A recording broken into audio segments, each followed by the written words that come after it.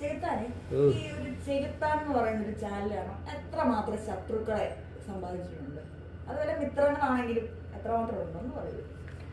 ഈ ശത്രുക്കളെ സമ്പാദിക്കുക എന്ന് പറഞ്ഞാൽ അത് നമുക്ക് എണ്ണാനൊന്നും പറ്റത്തില്ല. ഇനി ശത്രുക്കളുണ്ടോ എന്ന് ചോദിച്ചാൽ അങ്ങനെ നേരിട്ടൊരു ശത്രു എന്ന് പറയുന്ന സാധനം കുറവായിരിക്കും.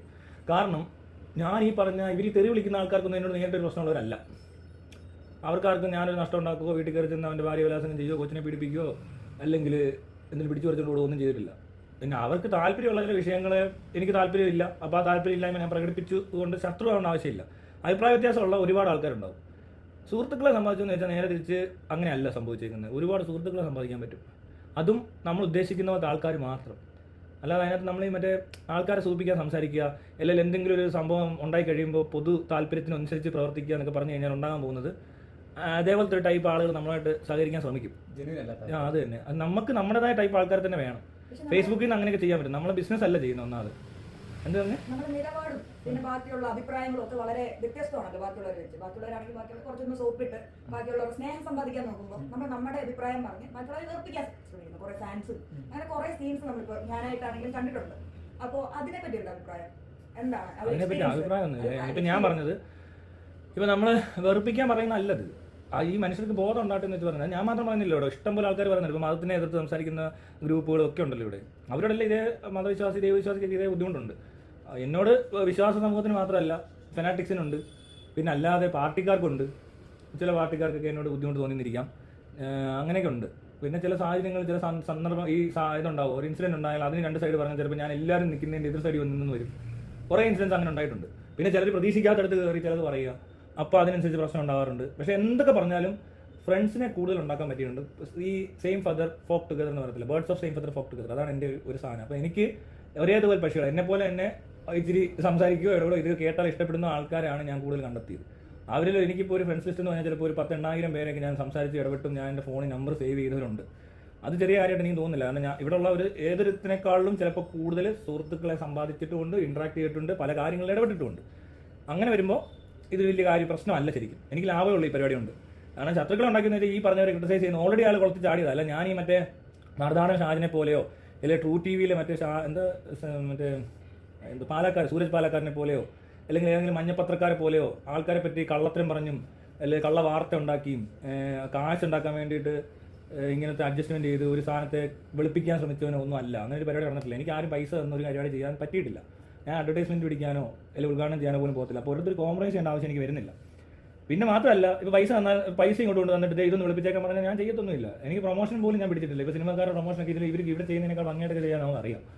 അതിന് വേറെ രീതി ചെയ്യും, വേറെ കമ്പനി ഉണ്ട്, അത് വെച്ചിട്ട് ചെയ്യും. ഇപ്പോൾ പ്രൊമോഷൻ ചെയ്യാൻ മാത്രമല്ല വേറെ പലതും ചെയ്യുന്ന അഡ്വർടൈസ്മെൻറ്റ് മാർക്കറ്റിംഗ് എന്നൊക്കെ പറഞ്ഞുകൊണ്ട് കമ്പനിയൊക്കെ ഉണ്ടാക്കിയാണ്. അപ്പോൾ അതിന് അതിൻ്റെതായ രീതിക്ക് അല്ല ഞാനായിട്ട് വന്നിട്ടൊന്നും ചെയ്യേണ്ട ആവശ്യമില്ല. ശരിക്കും പറഞ്ഞാൽ എനിക്കതുകൊണ്ട് ബെനിഫിറ്റ്സ് ഉണ്ടാക്കണമെന്ന് ഒരു നിർബന്ധവും ഇല്ല. പിന്നെ ഈ ഫേസ്ബുക്കിലും യൂട്യൂബിലൊക്കെ ഞാൻ സംസാരിക്കാൻ തുടങ്ങിയ സമയത്ത് നമ്മൾ മോണിറ്റൈസ്ഡ് അല്ല. ഞാൻ ഏകദേശം 2018 കഴിഞ്ഞപ്പോൾ ഞാൻ 2013, 14, 15, 16, 17 വരെയൊക്കെ 18 ഫുൾ ഇട്ട് കഴിഞ്ഞ് ലാസ്റ്റിലാണ് ഈ മോണിറ്റൈസേഷൻ ഒക്കെ ആക്കുന്നത്. അത് യൂട്യൂബ് വേണേൽ ആദ്യം പോലെ ചെയ്യാൻ, പക്ഷേ അന്ന് ഞാൻ ചെയ്തില്ല.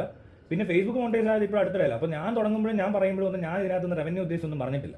അത് അങ്ങനെ വന്നവർക്ക് ആർക്കും ചിലപ്പോൾ ഒരു നിർബന്ധം കാണുമെന്ന് ഒരു നിർബന്ധം കാണത്തില്ല. മൈത്രയൻ അല്ലെങ്കിൽ റവന്യൂ ഒന്നും അങ്ങനെ റവന്യൂ ഉദ്ദേശിച്ചായിരിക്കത്തില്ല ഇത് സംസാരിച്ച് തുടങ്ങിയത്. ഞാൻ അവരെ പോലെയാണല്ല പറഞ്ഞത്, പക്ഷേ അവരെയൊക്കെ എനിക്കിഷ്ടം. അതുപോലത്തെ കാര്യങ്ങൾ പറയുന്നതാണ് എനിക്കും ഇഷ്ടം. അവരെ പോലെ അത്രയും കാര്യങ്ങൾ അറിയാവുന്ന ആളൊന്നും അല്ല. പക്ഷെ എങ്കിൽ പോലും ഈ പറയുന്ന രീതിക്ക് എല്ലാം അവർ ഉദ്ദേശിക്കുന്ന പോലത്തെ കാര്യങ്ങളൊക്കെ തന്നെ എൻ്റെ ഉദ്ദേശം. പിന്നെ എനിക്ക് അത്രയും എന്താ പറയണ്ടേ, ഇവരുടെ അത്രയും നോളജ് കുറവായിരിക്കാം. പക്ഷെ ഉദ്ദേശം ഒന്നാ ഈ പറയുന്നതിനകത്തെ നമ്മളൊരാളെ ഈ പറഞ്ഞ പോലെ നശിപ്പിക്കാനും ഇല്ല, നന്നാക്കാനും ഇല്ല. നമ്മളൊരു തോന്നാറുണ്ട് നമ്മൾ ഈ പറയുന്ന വാക്കുകളൊന്നും. കാരണം നമുക്ക് ഒരേ കാര്യം രണ്ട് രീതിയിൽ പറയാൻ പറ്റും. ഇതിപ്പോൾ നമ്മുടെ വിമർശനമാണെങ്കിലും എന്താണെങ്കിലും സപ്പോർട്ടാണെങ്കിലും അതിൽ എപ്പോഴെങ്കിലും അതിരി കിടക്കാറുണ്ട്. അങ്ങനെ തോന്നാറുണ്ടോ? ആരെങ്കിലും പറയാറുണ്ടോ? ഈ അതിരെന്നൊക്കെ പറയുന്നത് എവിടെയാണെന്നുള്ളത് ആരാ നിശ്ചയിക്കുന്നുള്ള പോലെ ഇരിക്കും. എനിക്ക് അങ്ങനെ ഒരു അതിരുള്ളതായിട്ട് തോന്നുന്നില്ല. ഇപ്പോൾ എന്നോടാണെങ്കിലും അങ്ങനെ ഒരു അതിരി കടന്നു വന്നവരായിട്ട് എനിക്ക് തോന്നിയില്ല. വീട്ടിൽ വന്ന് വീഡിയോ ഇട്ടവനെ പോലും എനിക്ക് അത്രയ്ക്കും കൊണ്ട് അതിരി കടന്നവനായിട്ട് തോന്നിയില്ല. അതുപോലെ തന്നെ ഈ തോക്കുമായിട്ട് വന്നവനോട് അത്രയ്ക്കും കൊണ്ട് അതിരി കടന്നായിട്ട് തോന്നിയില്ല. അതൊക്കെ നിയമവിരുദ്ധ പരിപാടി ആയതുകൊണ്ട് കേസ് കൊടുത്താൽ, പക്ഷേ പോലീസുകാർക്ക് താല്പര്യമില്ലാഞ്ഞതുകൊണ്ട് അവർ ഒന്നും ചെയ്തില്ലെന്നേ ഉള്ളൂ. അല്ലാതെ അത് നമ്മൾ ഈ പറഞ്ഞ പോലെ വേറെ വീടുകളിലാണ് കയറി ചെയ്യുന്നത് ശരിയല്ല. അതുകൊണ്ട് അത് നിയമപാലകരെ അറിയിക്കുക, അവിടെ വരെയൊക്കെ ചെയ്തിട്ടുള്ളൂ. അല്ലാതെ അതിനപ്പുറത്തോട്ട് വേറെ പരിപാടിക്കൊന്നും നിൽക്കത്തില്ല. നമ്മൾ ഇതുപോലെ അറിയിക്കും. അല്ലാതെ അതിര് കിടക്കാന്നൊക്കെ പറഞ്ഞാൽ സംസാരത്തിലൊന്നും ഒരാൾക്കും അതിര് കിടക്കേണ്ട കാര്യമൊന്നുമില്ല. അങ്ങനെ അത് പഠിച്ചു വെച്ചേക്കുന്ന പോലെ ഇരിക്കും. ഈ അതിര് നമ്മൾ സംസാരിക്കുമ്പോൾ ഇടപെടുമ്പോൾ തൊട്ടപ്പുറത്തിരിക്കുന്ന ആൾ ഇത്രേ പറയാവൂ, അല്ലെങ്കിൽ അയാൾ ഞാൻ ഉദ്ദേശിച്ചതിനപ്പുറം പോരെന്നൊക്കെ പറയുന്നത് എവിടെ നിന്ന് പഠിച്ചതാണോ അല്ലെങ്കിൽ അതിൻ്റെ ആവശ്യമുണ്ടോ എന്ന് ചോദിച്ചാൽ എനിക്കില്ല. എന്നോട് എന്തും പറയാം, എന്ത് വേണേൽ പറയാം. എന്ത് സാധനം എത്ര എതിർത്ത് പറഞ്ഞാലും ഏത് നല്ല ചീത്ത പറഞ്ഞാലും ഞാൻ മൈൻഡ് ചെയ്തില്ല. പറയേണ്ട പറഞ്ഞു കഴിഞ്ഞ് പോയി, അതവിടെ വിടുകയും ചെയ്യും. ഞാൻ അപ്പുറത്തോട്ട് അത് കൊണ്ടു നടക്കേണ്ട ആവശ്യമില്ല.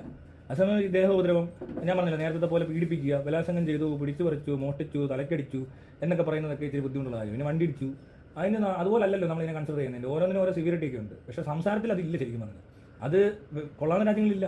ഇപ്പോൾ അമേരിക്കയിലൊക്കെ അല്ല UK-യിലൊക്കെ നടക്കുന്ന ജീസസിനെ ട്രോളുന്ന കണ്ടാൽ എല്ലാവരും അവർക്ക് ഇതെന്തൊരു കളിയാണ്, ജീസസ് ക്രൈസ്റ്റിനെ ഇങ്ങനെയൊക്കെ പറയാമെന്ന് ഇവിടെ ഉള്ളവന്മാർ ഈ മതം മാറിയ ആൾക്കാരെ പറയുന്നുണ്ട്.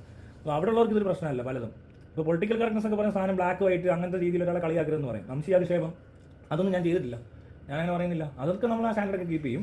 പക്ഷെ അല്ലാതെ ഇപ്പോൾ അഭിപ്രായം പറയുമ്പോൾ അല്ലെങ്കിൽ ആരെങ്കിലും പറ്റി ഇപ്പോൾ ഒരുത്തന്നെ ഈ പറഞ്ഞ ആരും ആയിക്കോട്ടെ, ഏത് മഹാനാണെങ്കിലും മണ്ടത്തരം പറഞ്ഞപ്പോൾ മാത്രമേ ഇടപെട്ടിട്ടുള്ളൂ. അല്ലാതെ ചുമ്മാ കയറി ഒന്നും പറഞ്ഞില്ല. ഇപ്പോൾ മമ്മൂട്ടി ലാസ്റ്റ് ട്രോളുന്നത് എന്തുകൊണ്ടാണെന്ന് വെച്ചാൽ മമ്മൂട്ടി കമ്പനി എന്ന് പറഞ്ഞാൽ മമ്മൂട്ടി തീരുമാനം എടുക്കുന്ന ഒരു കമ്പനിയിൽ ഇരുന്നുകൊണ്ട് അശ്വന്ത് ഗോക്ക് എന്ന് പറഞ്ഞ ഒരു യൂട്യൂബർ റിവ്യൂ പറയുന്ന ആളെ തമ്മിലിന് കോപ്പിറൈറ്റ് അടിച്ചതിനെ പറ്റി പറയുമ്പോൾ ശരിക്കും മോശമായിട്ട് പറയാൻ പറ്റത്തുള്ളത്. അത്ര മോശപ്പെട്ട പ്രവൃത്തി ആയതുകൊണ്ട് പറയുന്നത്. അതിന് മോശപ്പെട്ട തറ പ്രവൃത്തിയാകുമ്പോൾ അങ്ങനെ പറയും. അതിന് മമ്മൂട്ടി പറ്റിയാണെന്ന് മോശം പറയത്തില്ല. മമ്മൂട്ടിയുടെ ഭാഗത്തുനിന്ന് മോശം സംഭവിച്ചിട്ടില്ല. അങ്ങനെ വളരെ കുറച്ച് പ്രാവശ്യം എനിക്ക് തോന്നിയുള്ളൂ. അല്ലാതെ ഇപ്പോൾ മുട്ടയെന്ന് വിളിച്ചെന്നോ അല്ല തടിയാന്ന് പറയുന്നത് എനിക്കൊരു ഐഡന്റിറ്റി പോലെ തോന്നുന്നു. അല്ലാതെ അതിനകത്ത് പൊളിറ്റിക്കൽ കറക്റ്റ്നസ് ഇല്ല, ബോഡി ഷേമിംഗ് ഉള്ളതായിട്ട് തോന്നുന്നില്ല.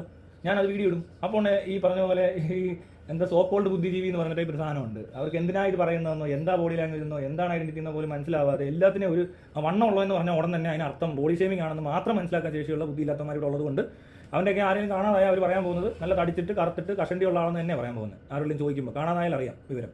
അപ്പോൾ ഇതുപോലെ പറയാൻ പറ്റുമോ? ഞാൻ അതോ ഉദ്ദേശിക്കുന്നു. മമ്മൂട്ടി അത്ര ഉദ്ദേശിച്ചുള്ള ഞാൻ വീഡിയോ ഇടും. പക്ഷേ നേരെ തിരിച്ച് മറ്റേത് വന്നാൽ പറയും. പക്ഷേ മോഹൻലാൽ അങ്ങനെയല്ല. മോഹൻലാൽ എന്ത് ചെയ്താലും എന്ത് പറഞ്ഞാലും വിഡ്ഢിത്തരങ്ങളാണ് പറയുന്നത്. അപ്പോൾ നമുക്ക് കണ്ടന്റ് കിട്ടും. അതിനെപ്പറ്റി പറയുമ്പോൾ മോഹൻലാലിന്റെ ഫാൻസിന് വിഷമം തോന്നും. മോഹൻലാലിന് വിഷമം തോന്നിയാൽ കൊള്ളാമായിരുന്നു എന്ന് എനിക്ക് പലപ്പോഴും തോന്നിയിട്ടുണ്ട്. കാരണം ആൾ ഇത്ര വിഡ്ഢിത്തരങ്ങൾ പിന്നെ പറയാതിരിക്കുമല്ലോ.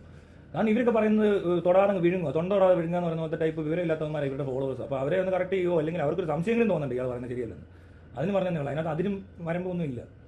ഇപ്പൊ ഈ നമ്മുടെ കമന്റ് ബോക്സിലൊക്കെ ആണെങ്കിൽ ഒരുപാട് പേര് വന്ന് നമ്മളെ ചീത്ത വിളിക്കുകയും വായിക്കൊന്ന് കുറെ കാര്യങ്ങൾ പറയുകയൊക്കെ ചെയ്യുന്നുണ്ടല്ലോ. നേരിട്ട് ഇവരൊക്കെ നമ്മൾ പുറത്ത് വെച്ച് കാണുമ്പോൾ അവരുടെ ഒരു സമീപനം അങ്ങനെ ഈ ചീത്ത വിളി ഉണ്ടോ അതോ സ്നേഹത്തോടാണോ? അത് ഭയങ്കര രസമാണ്. നേരിട്ട് ഞാൻ കണ്ടേക്കുന്ന പലരും നമ്മളോട് വളരെ ഫ്രണ്ട്ലി ആയിട്ടാണ് ഇടപെടുന്നത്. അവർക്ക് ഭയങ്കര സന്തോഷം. കാണുമ്പോൾ സെൽഫി എടുക്കും, കുറേ കാര്യങ്ങൾ വീഡിയോയെ പറ്റി പറയും, കാര്യങ്ങൾ വേറെ ചോദിക്കും. കല്യാണം കഴിച്ചാണോ, സെക്സ് ചെയ്യാറുണ്ടോ, രാവിലെ തൂറിയോ, വയറ്റിന് സുഖമായിട്ടാണോ പോയത്, തീട്ടന്മാരി എറിയാറുണ്ടോ എന്നൊക്കെ ഒത്തിരി പേര് അടുത്ത് ഭയങ്കര സ്നേഹമുള്ളവർ നമ്മളോട് ചോദിക്കുന്ന ചോദ്യങ്ങളുണ്ടല്ലോ. രാവിലെ പല്ല് വെച്ചോ എന്നൊക്കെ പറഞ്ഞ പോലെ, മുടിയൊക്കെ ചെയ്യോ, കുളിച്ചോ എന്നൊക്കെ സ്നേഹമുള്ള ഒരുപാട് സ്നേഹമുള്ള ഇതൊക്കെയല്ലേ നമ്മൾ ചോദിക്കുന്നത്. ഒത്തിരി അടുത്ത് കഴിയുമ്പോൾ അങ്ങനെയുള്ള സ്നേഹം കൂടിയിട്ട് അതൊക്കെ ചോദിക്കാറുണ്ട്. വളരെ സന്തോഷം അങ്ങനെയൊക്കെ ചോദിക്കും. പിന്നെ അവർക്ക് വാട്സപ്പ് മെസ്സേജൊക്കെ വെച്ചിട്ട് രാവിലെ കുറേ തീട്ടത്തിൻ്റെ ഫോട്ടോ അയച്ചു തരും. എന്നിട്ട് രാവിലെ തീട്ട വിഷുകൾ, തീട്ടത്തിന് ആശംസകൾ, അങ്ങനെ പറഞ്ഞിട്ട് ഒരുപാട് സാധനങ്ങൾ നമുക്ക് ഡെയിലി കിട്ടും. ഇങ്ങനെ സ്നേഹം കൊണ്ട് ആൾക്കാർ തരുന്നതല്ലേ, തീട്ടമാണെങ്കിൽ തിന്നല്ലേ പറ്റൂ, ഞാനങ്ങ് സഹിക്കും. അങ്ങനെയൊക്കെ അത്രേ ഉള്ളൂ. അല്ലാതെ വേറെ പ്രശ്നമൊന്നും ഉണ്ടല്ലോ. പിന്നെ ദേഷ്യമുള്ളവരെ ഞാൻ കണ്ടിട്ടുണ്ട്. അവർ അവിടെ അപ്പുറത്ത് മാറി എന്നൊക്കെ ഇങ്ങനെ എന്നൊക്കെ പറഞ്ഞിട്ട് പറഞ്ഞ പോലെ എവിടുത്തെ ആൾക്കാർ ചെയ്യുന്ന പണിയാണ് അറിയത്തില്ല. ഇങ്ങനെ വിശ്വസിക്കുന്നതാക്കാം. എന്നിട്ട് അവനെ എന്നിട്ട് ഞാൻ പ്രാവശ്യം ഹോട്ടലിൽ ചെന്ന് കഴിച്ചുകൊണ്ടിരുന്നപ്പോൾ തൊട്ടപ്പുറത്ത് 4 പിള്ളേർ, ഞങ്ങൾ 2 നേരമുണ്ട്. അപ്പോൾ എൻ്റെ ഫ്രണ്ട്സ് ഞങ്ങൾ കഴിക്കുന്നപ്പോൾ എനിക്ക് കണ്ടപ്പോൾ ഒരു ഡൗട്ട്, ഇമാരെന്തോ മോഹൻലാൽ ഫാൻസിനെ പോലത്തെ ആൾക്കാർ.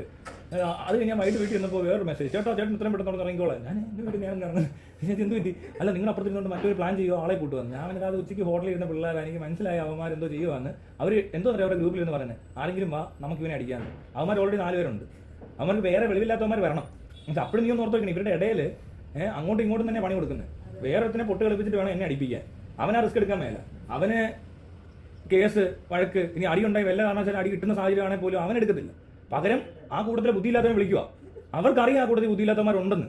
മനസ്സിലായില്ലേ? സ്വല്പം ബോധം വെളിവുള്ളവർ എല്ലായിടത്തും ഉണ്ടല്ലോ. എന്ന് പറഞ്ഞാൽ മോഹൻലാലിന്റെ ഫാൻസിന്റെ കൂട്ടത്തിൽ എല്ലാവരും പൊട്ടന്മാരും മണ്ടന്മാരൊന്നും ആയിരിക്കത്തില്ല. ചിലർക്ക് മോഹൻലാലിനെ വേറെ രീതിയിൽ ഇഷ്ടമായിരിക്കും. പക്ഷേ ഈ തീരെ വരില്ലാത്തല്ല തല്ലാനും വെട്ടാനും കൊല്ലാനും ഒക്കെ പോകുന്നുള്ളൂ. ഈ പാലൊഴിക്കുന്ന ടീമിനെ ആയിരിക്കും അവർ വിളിച്ചത്. അവരെല്ലാം വരുവാണ് അവന്മാർ അടി ഉണ്ടാക്കിയിട്ട് പോട്ടെ, അവൻ വേണേ വല്ല പോലീസ് സ്റ്റേഷനിൽ പോയി നിന്നോട്ട് രാവിലെ പോയിട്ട് എന്നുള്ള ഇന്റൻഷൻ അവർ കൊണ്ടെന്ന് പറയുമ്പോൾ തന്നെ അവരുടെ ഗ്രൂപ്പിന്റെ ഒരു നിലവാരം മനസ്സിലായില്ലേ? അത് ശരിയാണല്ലോ പറഞ്ഞാൽ. കൊറോണ സമയത്ത് നിങ്ങൾ വീട്ടിലിരിക്കുക, നിങ്ങൾ വേലക്കാരെ വേണം സാധനം മേടിക്കാൻ പറ്റുള്ളൂ. ലാലേട്ടൻ പറഞ്ഞ പോലെ തന്നെ ആ വേലക്കാരനായിരിക്കും ഇവിടെ അടിക്കാനും വരാമെന്ന് അവർ വിചാരിച്ചത് അല്ലേ? മോഹൻലാലിനെയൊക്കെ സമ്മതിക്കണം. അതാ ഫാൻസിന് ആ നിലവാരം ഉണ്ടാവുമല്ലോ. അങ്ങനെയാണ് അവരുടെയൊക്കെ ഒരു രീതി. അപ്പോൾ അതുകൊണ്ട് ശത്രുക്കളുണ്ടോ അല്ലെ വല്ലവരും തല്ലാൻ വന്നോ പിടിക്കാൻ വന്നോ എന്ന് ചോദിച്ചാൽ കുവൈറ്റ് വെച്ച് ഒരു പ്രാവശ്യം ഒരു കള്ളു പിടിച്ചെന്ന് ചേർക്കും വെറുതെ എന്നോട് പറഞ്ഞപ്പോൾ ഞാൻ പിന്നെ അവനെ സമാധാനിപ്പിച്ചിടുക ചെയ്തത്. കാരണം കള്ളു പിടിച്ചെന്ന് ചേർത്തിന് നമ്മൾ പോലീസ് റിപ്പോർട്ട് ചെയ്ത് ഡിപ്പോർട്ട് ചെയ്യും. പിന്നെ മെഡിക്കൽ എടുക്കും. അവൻ കള്ള് മേടിച്ച സ്ഥലം കാണിച്ചു കൊടുക്കേണ്ടി വരും. അവന് കൂട്ടുകാർ വെച്ചിട്ട് ഒന്നും ചെയ്യില്ല, അങ്ങനെ ഇങ്ങനെയൊക്കെ പറഞ്ഞു. ഞാൻ എനിക്ക് പ്രശ്നമൊന്നുമില്ല, എനിക്ക് കണ്ടാൽ മനസ്സിലാവും വെള്ളമാണ്. പിറ്റേ ദിവസമായപ്പോൾ മറ്റൊരു വിളിച്ചിട്ട് പറഞ്ഞത് അത് വെള്ളത്തിൻ്റെ അവന് രാവിലെ ആയപ്പോൾ അവന് ചെറിയ പേടിയും. കാരണം എന്നാ അവനപ്പോഴെ ബോധം വന്നേ അവൻ കുവൈറ്റിലാണെന്നും വെള്ളം അടിച്ചാൽ തന്നെ കേസാണ്. പിടിച്ചോണ്ട് പോയാൽ അവിടെ നിന്ന് അപ്പം തന്നെ കയറ്റി വിട്ടോ, പിന്നെ പുറത്തോട്ട് ഇറക്കത്തില്ല അവർ. അല്ലെ പിന്നെ ഇവൻ അത്രയും പൈസ മുടക്കുമോ, അല്ലെ ഇവൻ്റെ കമ്പനിയിൽ നിന്ന് അത്രയും പ്രഷർ ചെയ്യുമോ, അല്ലെ പിടിപാടുള്ള ഒരാളായിരിക്കും. എനിക്കൊക്കെ എന്ന് വെച്ചാൽ കുവൈറ്റിൽ അത്യാവശ്യം ഭയങ്കര പിടിപാടാണ്. കുവൈറ്റിൻ്റെ പ്രധാനമന്ത്രിയും ഞാനും തമ്മിൽ അടുത്ത ബന്ധമുണ്ടായിരുന്നു. ചില സമയങ്ങളിൽ വൈകിട്ട് പ്രധാനമന്ത്രി നടക്കാറുണ്ട്. അപ്പോൾ ഞങ്ങൾ ഒന്നിച്ച് പാർക്കിൽ നടക്കും. അപ്പോൾ അവിടെ കുറച്ച് ഒട്ടകങ്ങൾ വരും. ഈ പാർക്ക് വാർപ്പയുണ്ട് ഇതിൻ്റെ അപ്പുറത്ത്, വേലിക്ക് അപ്പുറത്ത് കുറച്ച് ഒട്ടകങ്ങൾ ഇങ്ങനെ വന്നിരിക്കും. ഈ അറബി ആണെങ്കിൽ പോലും രാജാവിന് ഈ ഒട്ടകങ്ങളുമായിട്ട് കമ്മ്യൂണിക്കേറ്റ് അറിയത്തില്ല. അപ്പോൾ ഒട്ടകങ്ങൾ വന്നവരെ പരാതി പറയും. അപ്പോൾ അത് പുള്ളിക്ക് മനസ്സിലാകുന്നില്ല. എനിക്ക് ഒട്ടകങ്ങളുടെ ഭാഷ അറിയാം. അപ്പോൾ എന്താ ഒട്ടകം പറയുന്നത് ഞാനാണ് പറഞ്ഞു കൊടുക്കുന്നത്. മനസ്സിലായോ? അതുകൊണ്ട് അയാൾക്ക് എന്നോട് ഭയങ്കര ഒരു സംഭവം ഒട്ടകബായി തന്നെ വിളിക്കുന്നത്. ഒട്ടകബായി അയാൾക്ക് സലാമലൈക്കും ഒട്ടകബായി താലിനി എന്നൊക്കെ പറഞ്ഞ് വിളിക്കും.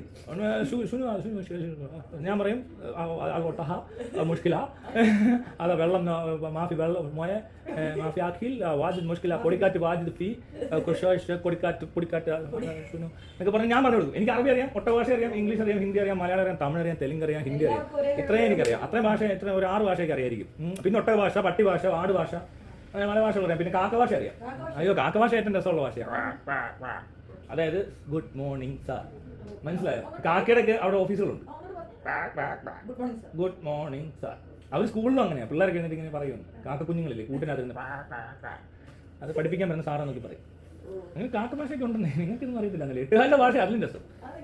അത് കേൾക്കത്തില്ല, അവരെഴുതി കാണിക്കത്തേ ഉള്ളൂ. അപ്പൊ ശരി, എന്നാ ബൈ ബൈ. നന്ദി, നമസ്കാരം, ജയ് ഹിന്ദ്.